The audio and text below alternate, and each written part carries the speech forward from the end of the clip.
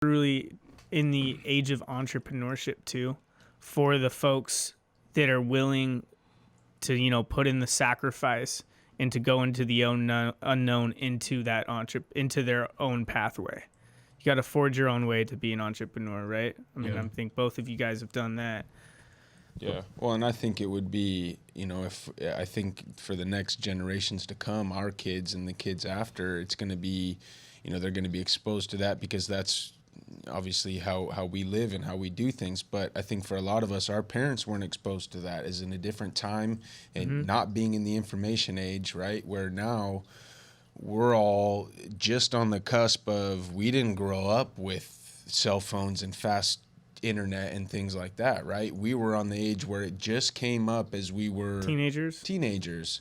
Now everybody is born with that, so I think it's now almost overload, whereas it was like, no, sweet, we've got all this access to information, we can look this up, we can see this, or I can watch this video or do this. But now it's going to be like so much that maybe people are like deterred from reaching out or trying to figure out what to do, that stuff find that information. That stuff can be a distraction or a tool. And right. I think Either way. I think that for the kids, it's a tool, but it leads to a distraction. And I think that, do you see you work with you encounter a lot more kids than me. Do you see it like an effect in the kids compared to what you remember us? Yeah, my nephew doesn't play with toys. He watches kids play with toys. Yes. On YouTube, like. Yes. I never, and I'm not all the time, like he plays with toys, but you see kids these days, they will sit and watch another kid play with toys and make Play-Doh on YouTube before they make things out of Play-Doh themselves. Do it on their own, yeah. They're going to watch people play Fortnite instead of downloading and playing the free game. You're big on imagination. Yeah. That eliminates all imagination.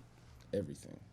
That eliminates every single bit. Well, if that's the only thing you do, sometimes you can Build watch and learn from others and then inspire on your own path. Yeah. As long as you have a good balance of both. You gotta have guide balance, and that's another thing. It's like a lot of people in busy world, it's hard to provide, and I completely understand. But it's like that screen is a babysitter. Take this. Are you guys both really busy? Define really busy. I like to use the word full. Schedule is full. Full schedule. Full schedule. Always. How do you deal with this the stress of go? And do you find certain ways to find your meditation or to find ways to kind of find your peace to like let your mind calm down? That's actually something I struggled with a little bit lately, a lot more lately. It's very important to me, but and it's definitely something I really look forward to, knowing I have solid people jumping in this ship with me. Honestly, that's probably my biggest thing I'm excited about, is because I know and I've seen and I've felt how much more productive or how many more great things can come when I take that time. To yourself? Yeah. Oh, yeah. But lately, it's tough to find the time sometimes. Yeah. But we do feel better when... Caleb, do you do any specific things that kind of let you, whether it's maybe exercise for both of you is probably a big one, at least when you're not teaching. Walking my dog. I don't think that's the biggest one for me. Like if I can find a time to like lately it's been about like beginning of the day, setting my intentions, meditate. I listen to I don't know if you're familiar with Insight Timer. It's an app. It's a great app. But Insight Timer. Yeah, they have people like lead meditations. The other day I was watching like this girls college basketball player, and it was probably the coolest thing I've listened to in a long time. But I sat in the sauna and I just listened to her talk. But they have all these really cool things and guided meditations, and I think that's helped me lately because it's like if I do get away, I don't have the time. It's like it's hard to separate here, Yeah, it's tough. So having someone guide me through it a little bit was it's been helpful lately. I mean, I'm a believer. I've been thinking about this a lot lately. That like we do as humans, we consume a lot, right? Food, water, entertainment, constantly. Conversation. We also, it's good to have a nice balance of creativity too, to where you consume, but you also create. You give your passion to the world, whether it's training, whether it's brewing beer and cider, whether it's creating Cooking. artwork. But a lot of times we forget about that middle ground where it's like, okay, for just a little bit, I need to let my mind like not do anything and just Gotta shut rest. it off. Yeah, just rest for a little bit. And we can't always count on sleep to do that because usually our habits kind of run into our sleep as well sometimes. At least I've seen it for yeah. myself. Oh yeah. It doesn't necessarily stop when you sleep.